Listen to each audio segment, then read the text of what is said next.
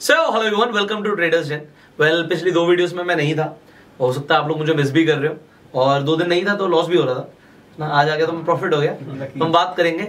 सो आज आरबीआई की पॉलिसी थी, ट्रेडिंग में काफी कुछ था जो डिस्कस करना है जरूरी है आपसे।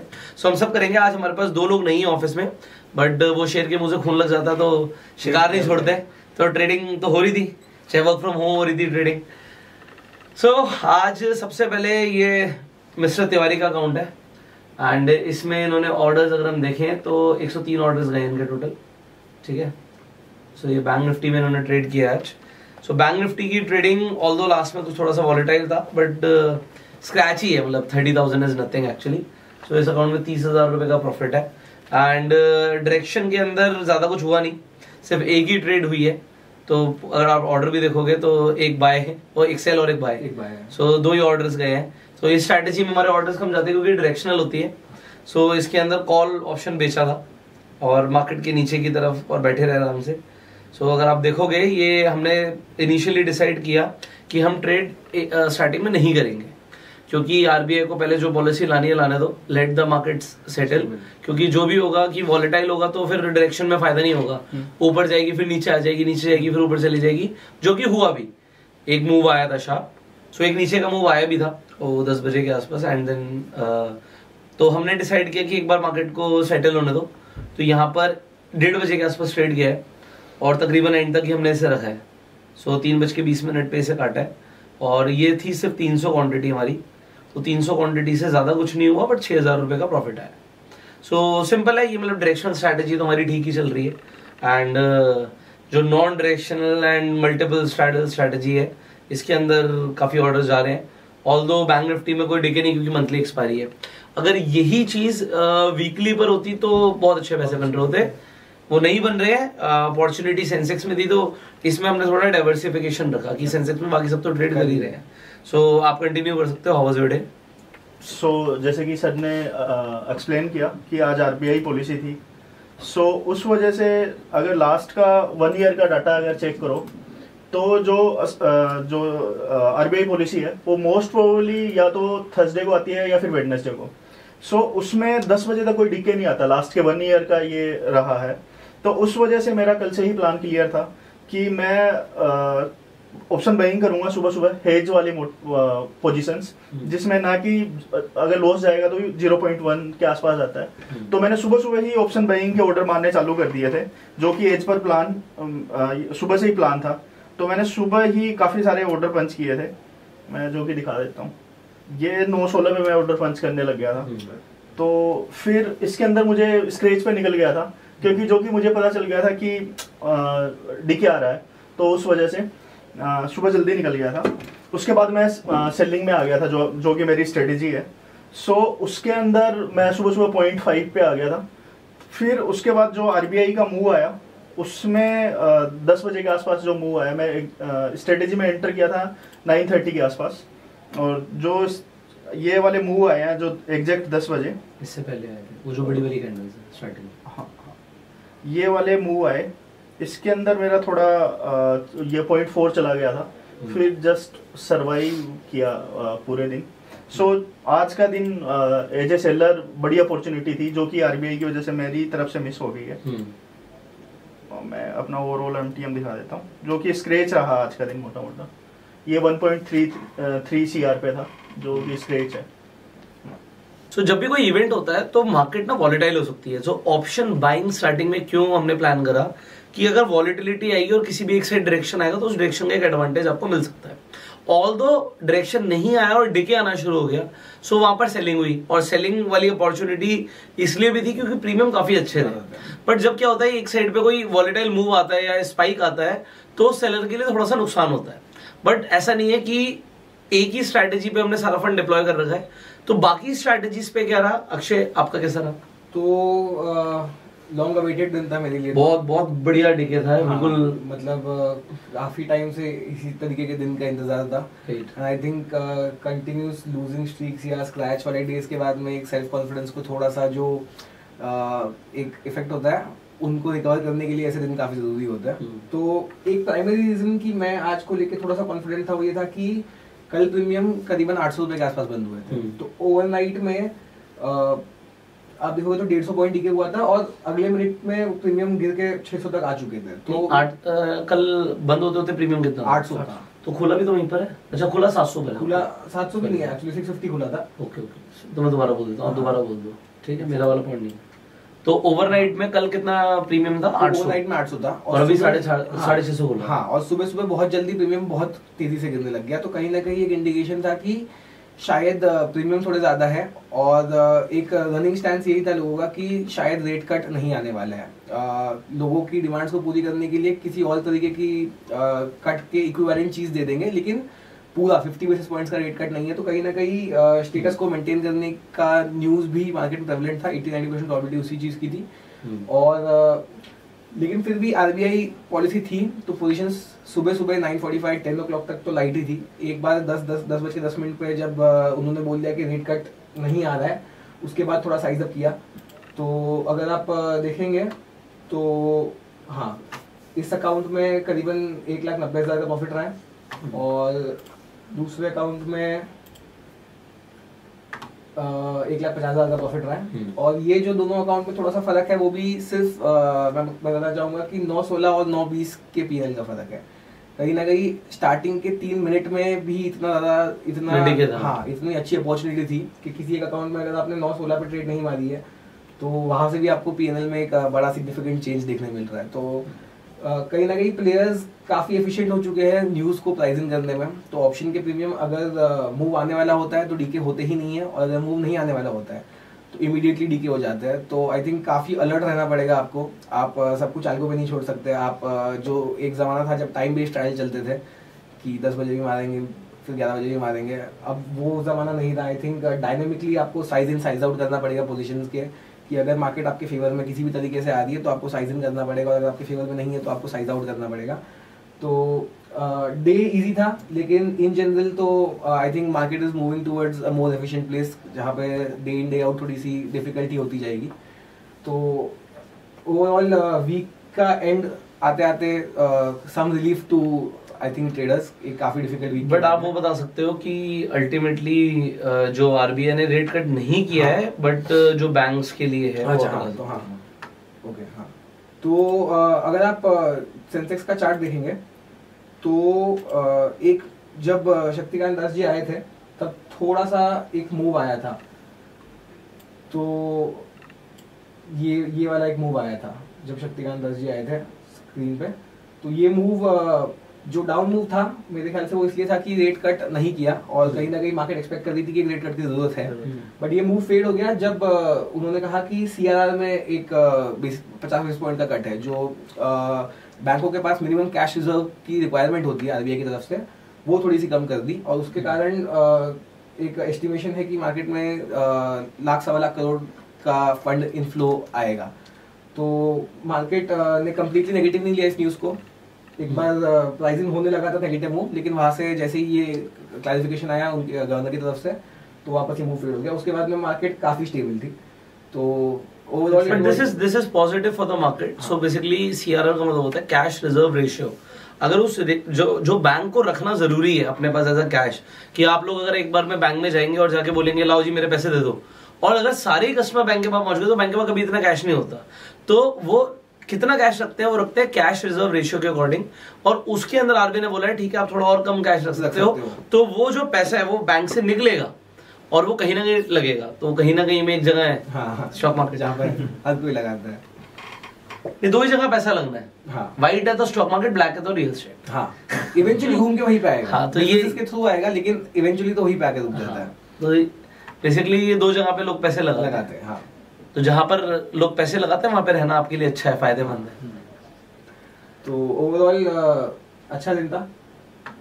मंडे वापस आएंगे, देखते हैं व्हाट मार्केट इज प्लानिंग। जो आज के मूव के हिसाब से अगर सपोज लास्ट के 2-3 साल का जो आरबीआई का डाटा अगर ट्रैक करे, हाँ, तो उस मूव के अकॉर्डिंग जो कल का मूव आया था वो सिमिलर मूव था जो आरबीआई के दिन रहता है। हाँ, तो मुझे ऐसा लग रहा है कि जो आरबीआई का मूव आता है वो मोस्ट प्रोबेबली वेडनेसडे थर्सडे को ही आता है। हाँ, तो वो थर्सडे वो वाला दिन था कि 1.5 साल में पहली बार या तो इलेक्शन डे वाले दिन देखने को मिला था, या फिर बजट वाले दिन देखने को मिला था, या फिर कल देखने को मिला था।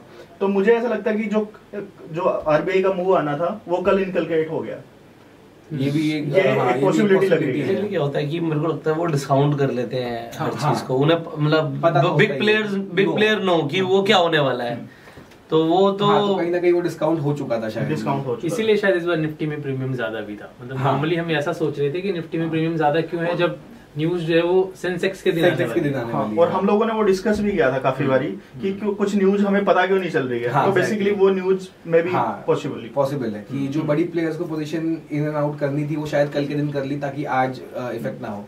एक्चुअली कहीं ना कहीं बिटकॉइन में भी एक सिमिलर सा चीज हुआ है कि जब बिटकॉइन ने 1 लाख का जो साइकोलॉजिकल लेवल था जो सालों से चल रहा है कि बिटकॉइन विल क्रॉस 100K, तो वो कल बिटकॉइन ने कर लिया था। और वहां पे देख के ऐसा लग रहा है कि किसी ने बहुत शार्पली अपनी पोजीशंस अनलोड की है। मतलब कोई बिग शार्क ने अच्छी तरीके से अपनी पोजीशंस अनलोड की है। तो आई थिंक एफओएमसी के पहले हर कोई या हर बड़ा प्लेयर एसेट क्लासेस में लाइट रहना प्रेफर कर रहा है कि कोई ज्यादा एक्सपोजर ना लेके जाए। तो मुझे लगता है this is could be simply a term, मतलब आप कह सकते हैं इट कुड बी एक शार्क ने आया और अपना बड़ा पोर्शन बेच दिया कि भाई मैं प्रॉफिट में थोड़ा सा बेच रहा हूँ, ऑल दो सकते नीचे से दोबारा बाय कर लिया हो। वो स्पाइक का मतलब भी वही होता है कि नीचे जाके वापस आना। मतलब अगर आप देखोगे तो हाई से लो तक में ये काफी बड़ा करीबन 13% 13-14% का था वो। वो बहुत बड़ा होता है, बहुत बड़ा मूव होता है। और वो भी कुछ अगर आप देखोगे वो मिनटों के हिसाब से बोला जो स्पाइक था वो तो कुछ 3 मिनट में ही आ गया था पूरा मूव। तो आई थिंक एफओएमसी के पहले everybody is in cautious mode. तो आई थिंक मंडे भी मार्केट म्यूटेड रहनी चाहिए एफओएमसी के पहले। तो आई एम बेटिंग कि मंडे भी साइडवेज दिन ही होगा, बट देन ठीक है, लेट्स सी व्हाट हैपेंस। तो आप बताइए आपका दिन कैसा रहा आज? आज के दिन की बात करूं तो सबसे पहले अगर चार्ट देखें तो पूरा दिख रहा है कि साइडवेज था आज मार्केट। बट आज जो आरबीआई पॉलिसी का न्यूज था, जो भी रेट कट को लेके बात हो रहा था कि कट होगा या नहीं, तो मेरे लिए एक्सपेक्टेशन ये था कि थोड़ा सॉरी यार मैं वो बड़े वाले मूव पे आ गया, वो आपका भी गलत हो गया, वो पिछले दिन का है देखो।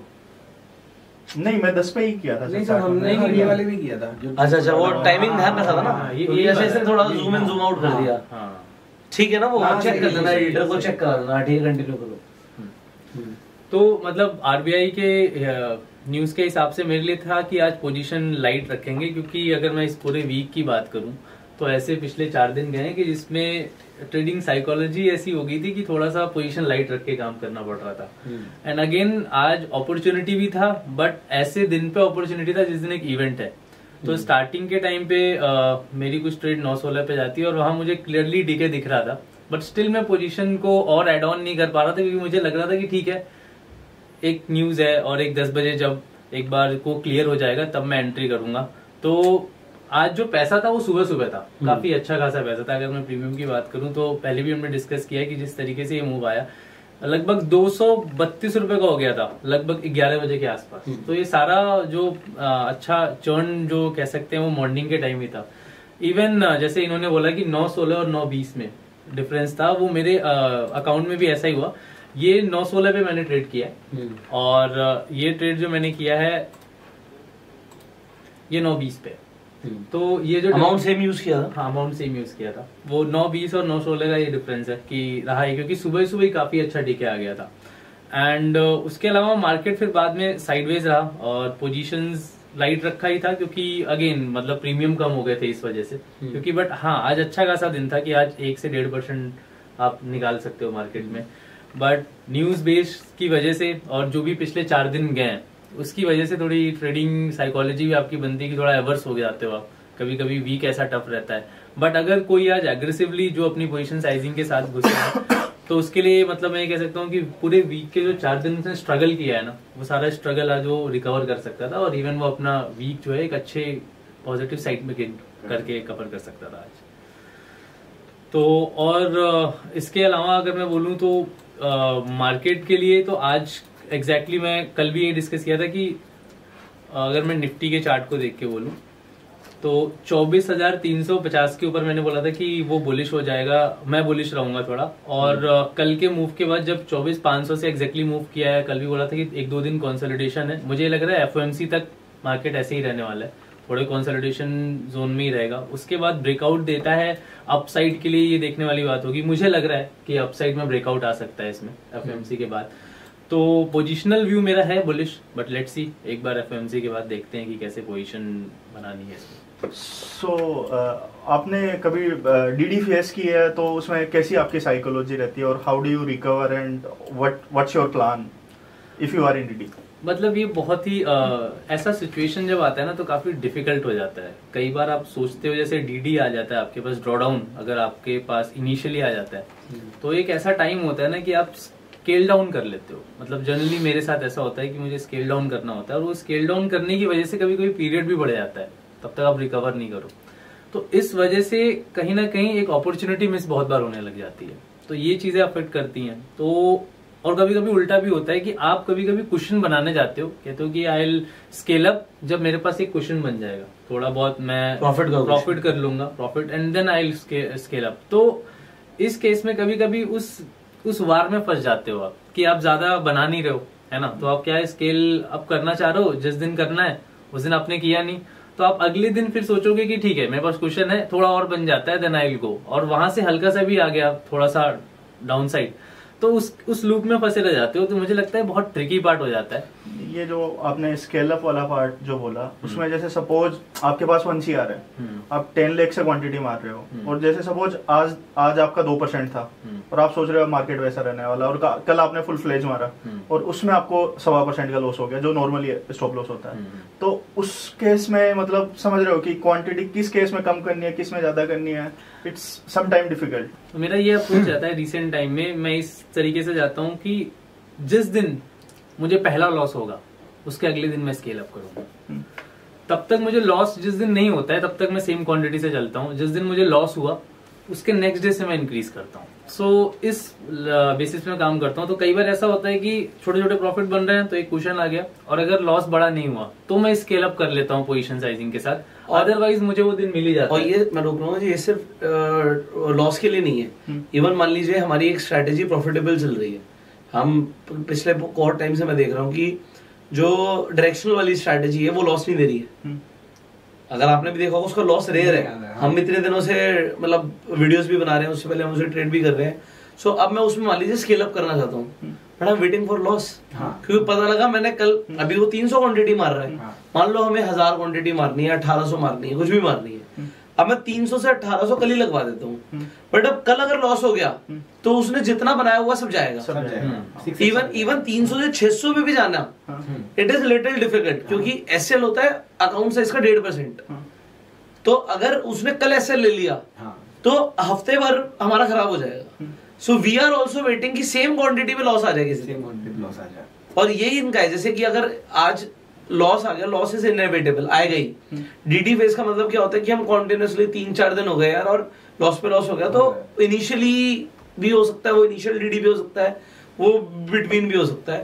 तो उसमें क्या स्केल अप का मतलब ये है कि यू नो योर जो आपकी स्ट्रैटेजी है उसमें कंसेक्यूटिव लॉसेस कितने आते हैं, वो आपने बैक टेस्टिंग में देखे हैं।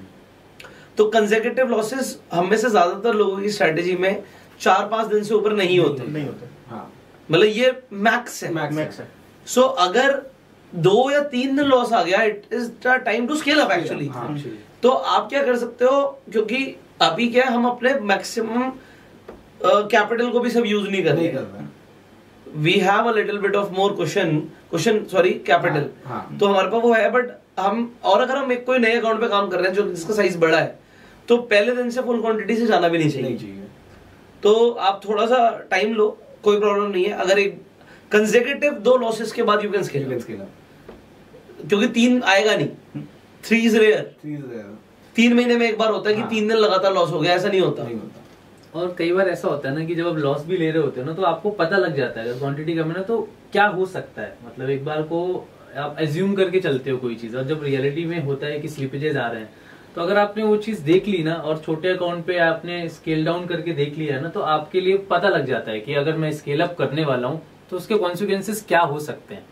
तो ये मतलब ट्रेडिंग साइकोलॉजी में भी हेल्प करता है कि लेट्स से अगर मैं वो क्वांटिटी के साथ लॉस नहीं देखा हूँ और मैं स्केल अप कर लिया, और तो उस टाइम पे कैसे रिएक्ट करना है वो चीज कभी कभी डिफिकल्ट हो जाती है। सर आपने जैसे उनको पूछा कि डीडी में क्या स्ट्रैटेजी रहती है, क्या प्लान ऑफ एक्शन रहता है, तो आपके लिए डीडी फेस करना का एक्सपीरियंस कैसे रहता है, या आप क्या स्ट्रैटेजी फॉलो करते हो? बेसिकली मैंने लास्ट 3 साल में मतलब 2 बार ही डीडी फेस की है, जो कि मेरा डीडी 5-6% के आसपास गया है।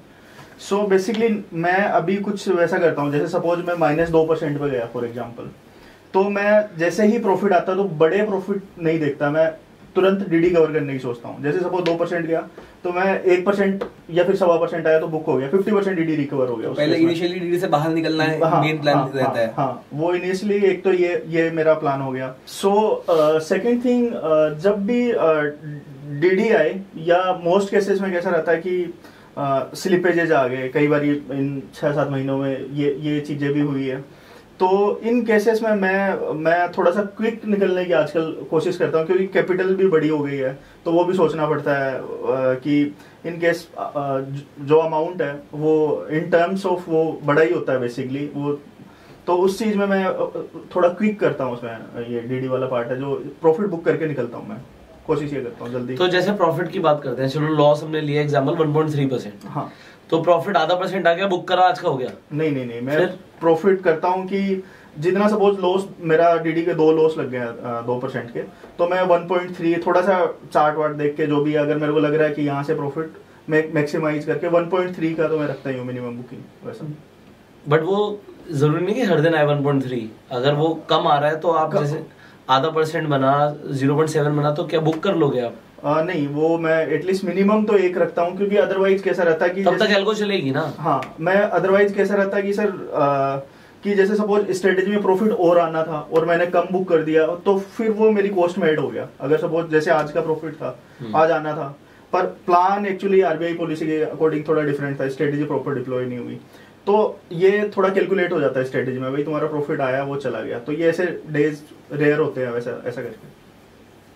मतलब मैं जहाँ पे देखता हूँ, मुझे लगता है कि ड्रॉडाउन का फिगर से ज़्यादा इम्पोर्टेंट मेरे लिए ड्रॉडाउन डेज होते हैं। कि अगर आपका ड्रॉडाउन 5% है या 6% है, तो over the period of a year जिसमें आप आपकी कैलकुलेट को जज कर परफॉर्मेंस को जज करते हो, 5% ड्रॉडाउन या 6% ड्रॉडाउन मैटर नहीं करेगा। बट जो ज़्यादा मैटर करता है कि ड्रॉडाउन डेज, कि कितने टाइम में आप वो 5% रिकवर करते हो, कि वो 1 महीना लग रहा है उसको रिकवर करने में या 3 महीना लग रहा है रिकवर करने में, वो ज़्यादा इंपॉर्टेंट है मेरे लिए। क्योंकि अगर आपने साल के एंड में 40% बनाया और आपका ड्रॉडाउन 6% था, और आपने किसी और बंदे ने भी साल के 40% बनाया और उसका भी ड्रॉडाउन 6% था, लेकिन एक बंदा 1 महीने के लिए ड्रॉडाउन में था, दूसरा बंदा 3 महीने के लिए ड्रॉडाउन में था, दोनों की साइकोलॉजी और दोनों की नॉर्मल लाइफ, ट्रेडिंग के बाहर की लाइफ बहुत अफेक्ट होती है। अगर आप 1 महीना ड्रॉडाउन में हो तो आप रिलेटिवली स्टेबल रहोगे, ठीक है, लेकिन अगर आप 3 महीना उस ड्रॉडाउन में हो तो आपको कहीं ना कहीं मेंटली ज्यादा अफेक्ट करेगी वो चीजें कि अब 1 महीना खत्म हो गया। लेकिन and what about changing the strategy? अगर आप रेगुलर जैसे आपने बोला 2 या 3 महीने, तो